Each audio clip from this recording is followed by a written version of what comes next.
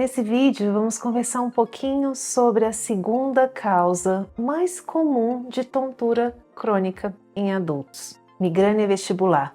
Uma condição que muitas vezes é subdiagnosticada e que afeta muito a qualidade de vida dos pacientes que são acometidos por essa doença. Eu sou Larissa Vilela, eu sou médico, otorrinolaringologista. Se você gosta desse tipo de conteúdo, eu vou pedir para que você já curta esse vídeo e para você considere se inscrever no nosso canal. Se você já ouviu falar ou já teve um diagnóstico de migrânia vestibular, deixa aqui nos comentários. Se é o seu caso, coloque aqui pra gente o que você sente, quais foram os sintomas que levaram você até chegar a esse diagnóstico de migrânia vestibular.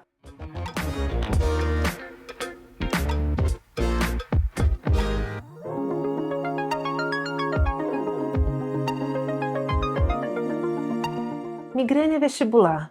Estima-se que cerca de 3% de toda a população adulta seja acometida por essa condição. Migrânia é um termo técnico médico para enxaqueca, que talvez seja o termo mais popular.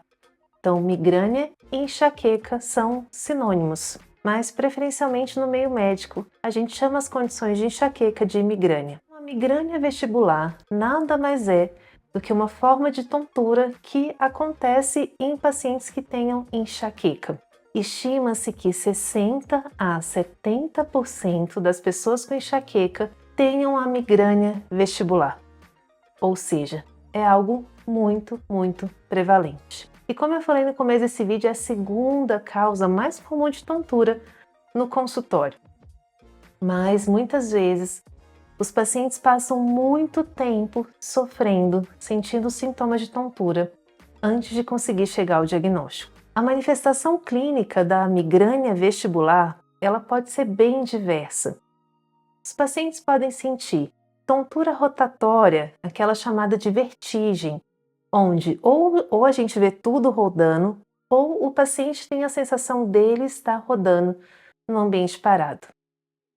Ou o paciente pode ter uma tontura tipo um desequilíbrio, algumas vezes uma sensação de mal-estar, cabeça vazia, outras vezes até de movimentação da imagem no seu campo visual, sem ter a sensação de rotação. Então, a migrânia vestibular ela pode ter diversas manifestações de tontura.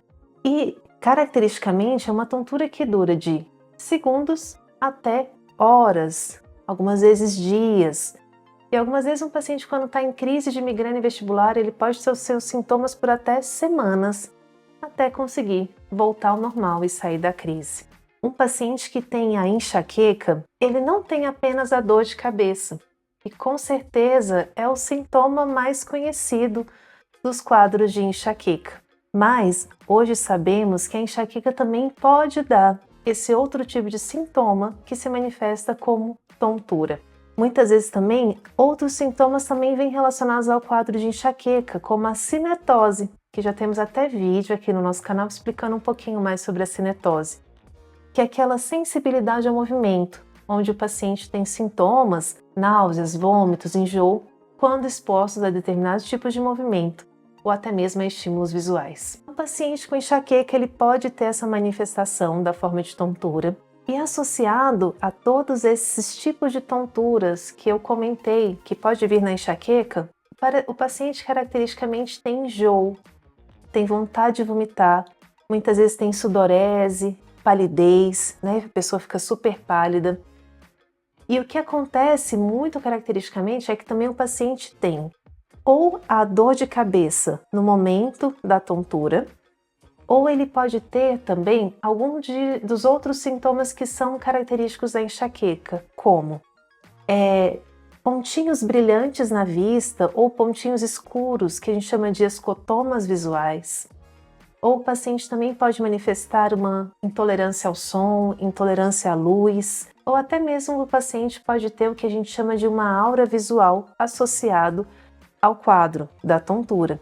Ele pode ter aquelas manifestações típicas da enxaqueca que vem junto com a dor, mas associada à tontura. Uma coisa que é importante colocar é que não necessariamente o paciente com migrânia vestibular ele vai ter a dor de cabeça junto ao momento da tontura.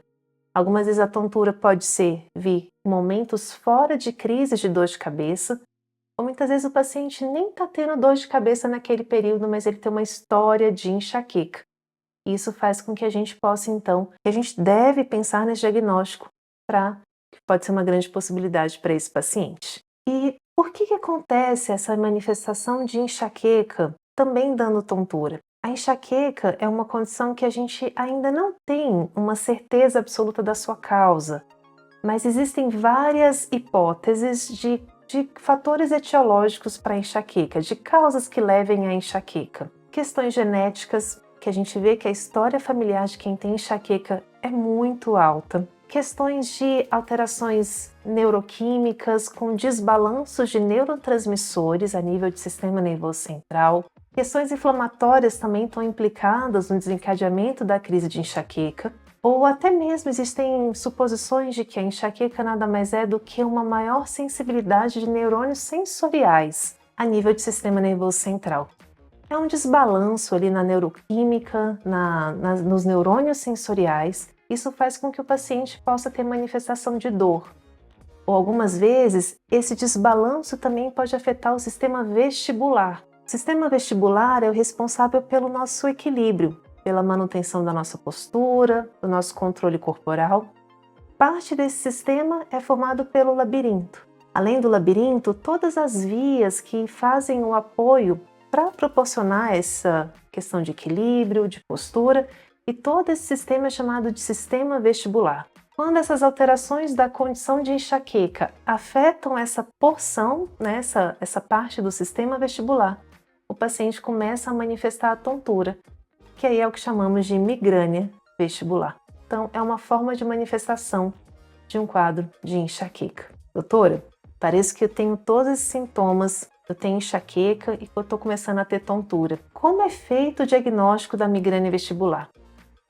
O diagnóstico é através de critérios que foram definidos pela Sociedade Bárani, que é um grupo de neurologistas, otoneurologistas, que descreveram critérios para a gente fazer o diagnóstico de migrânia vestibular. E os critérios para o diagnóstico da migrânia vestibular são: primeiro critério, o paciente tem que ter tido, ao longo da vida, ao menos 5 episódios de tontura. Essa tontura, ela pode ter sido uma vertigem, desequilíbrio, uma flutuação, sensação de cabeça vazia, mas ela tem que ter sido intensa o suficiente para atrapalhar as atividades diárias do paciente. Ou seja, de intensidade moderada ou forte, e que tenha durado minutos ou até 72 horas, de 5 minutos a 72 horas. Então, se o paciente ao longo da vida teve ao mínimo 5 episódios de tontura, fortes o suficientes para atrapalhar suas atividades, e durando de 5 minutos a 72 horas, ele já preenche o primeiro critério. Segundo critério, o paciente tem que estar tendo enxaqueca, ou seja, aquela dor de cabeça característica da enxaqueca, ou ter um histórico de ter tido dor de cabeça com características de enxaqueca em algum momento da sua vida. Como eu falei, muitas vezes a dor de cabeça não vem junto da tontura. Ela pode ter vindo no passado, e depois de um tempo o paciente manifestar só a tontura. Terceiro critério, o paciente tem que ter tido em ao menos metade dos episódios de tontura.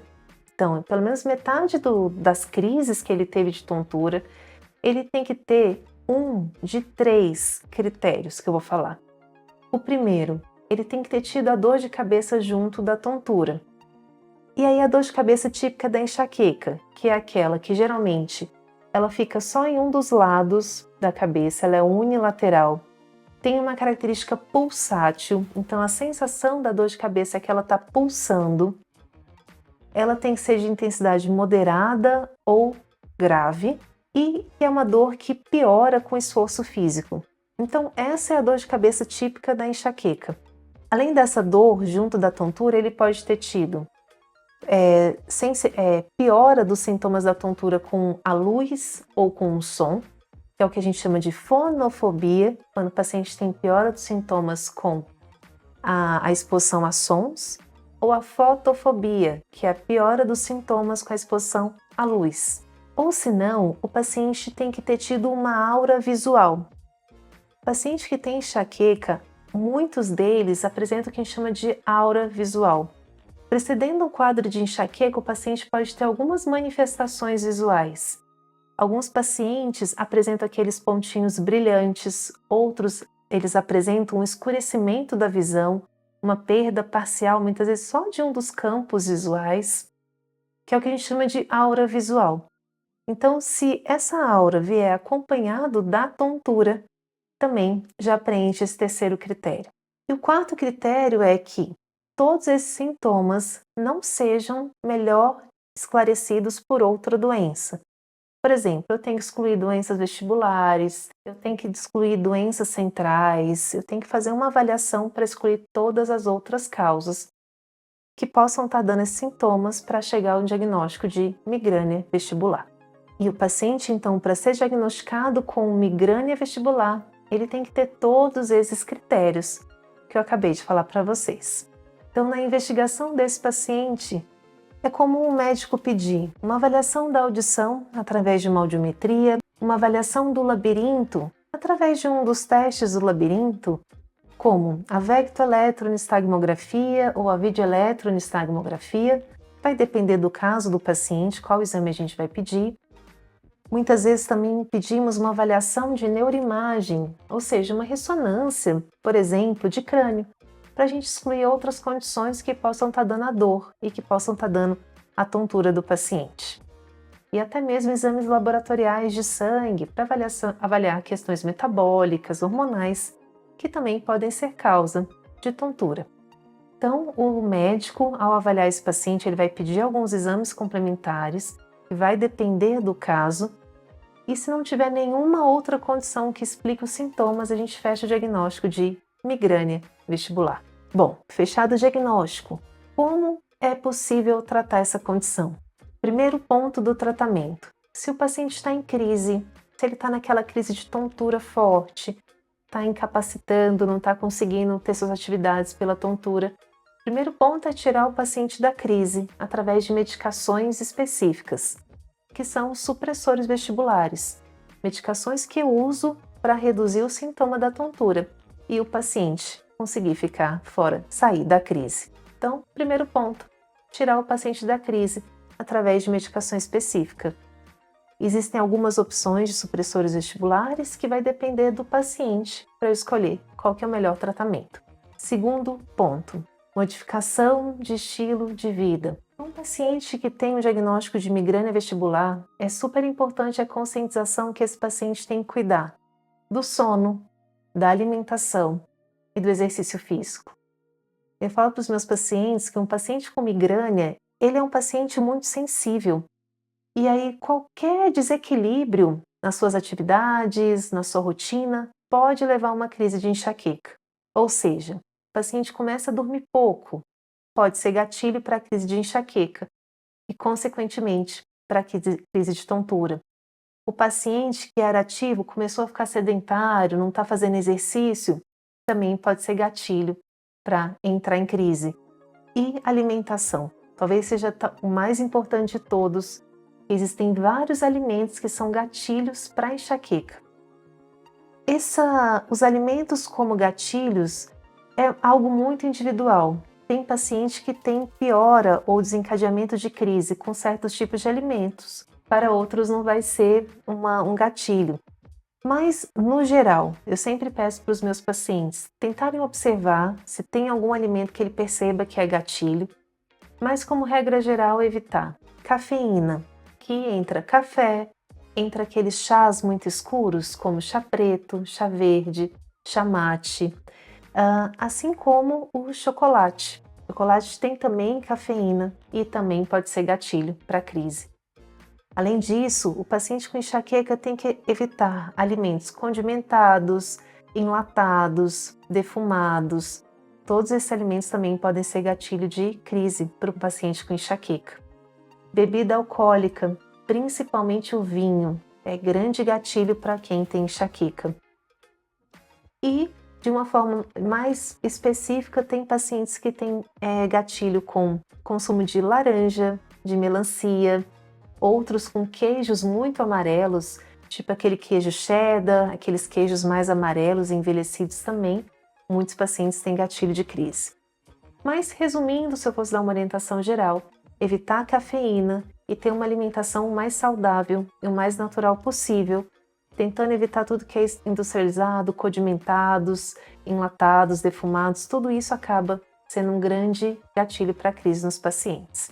E em alguns pacientes também é importante, além de fazer a orientação, mudança de estilo de vida, cuidar de dieta, alimentação, sono, o exercício, alguns pacientes precisam de medicação preventiva para enxaqueca. Existem quadros mais graves de enxaqueca, onde eu preciso de medicação preventiva, que a gente chama de medicação profilática, para evitar os quadros da enxaqueca.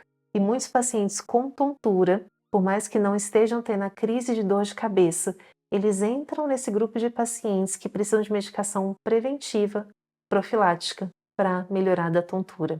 Essa medicação preventiva, ela também tem uma lista de medicações que a gente pode utilizar. O uso de cada uma vai depender do perfil do paciente. Podemos usar, muitas vezes, beta-bloqueadores, como propanolol, algumas vezes antidepressivos, como a amitriptilina, ou até mesmo suplementos alimentares. Existem algumas vertentes que avaliam que suplementos alimentares, como suplementação de alguns complexos de vitamina B, de magnésio, podem também ajudar na profilaxia da enxaqueca. Mas é algo que a gente faz super individualizado para cada caso. E uma dúvida que os pacientes têm. Doutora, mas atividade física é boa, mas eu estou em crise. Melhor eu ir, melhor eu descansar, ficar em repouso? Qual que é a orientação para a crise de tontura pela enxaqueca? Nesse momento, o ideal é ter repouso. A enxaqueca ela tende a piorar com o esforço físico, então o repouso ele é melhor nesse momento. Até porque o quadro de tontura muitas vezes incapacita e deixa o paciente bem limitado quanto às suas atividades. Então, nesse momento, o ideal é repouso. Mas uma coisa que eu digo para os meus pacientes é: está em crise de tontura? É bom você ficar mais quietinho, mas não é bom você adotar aquele padrão meio engessado e não mexer para nada. Porque muitas vezes, quando o paciente está com tontura, ele tem muito medo de movimentar a cabeça. Ele tende a se travar e ficar super rígido na posição. Isso também não é adequado. Você também adotar esse padrão de ficar estático, sem se movimentar, não é legal. Quando a gente está numa crise de tontura, já vão acontecendo os processos neurológicos para ajustar esses sintomas e para acontecer uma compensação daquele quadro. E os movimentos que a gente faz no dia a dia, os movimentos habituais, eles vão ajudando o cérebro a reajustar as informações para a tontura melhorar. Apesar da gente ter um repouso, não é bom o paciente adotar aquele padrão rígido de ficar sem mexer a cabeça, de ficar sem se movimentar também, porque essa pequena movimentação é importante para o quadro da tontura ir melhorando, através de um processo que a gente chama de compensação central da tontura. E outra dúvida que os pacientes têm é: doutora, mas na crise, o que eu devo fazer? Eu devo ficar deitado na cama? Eu posso me mover?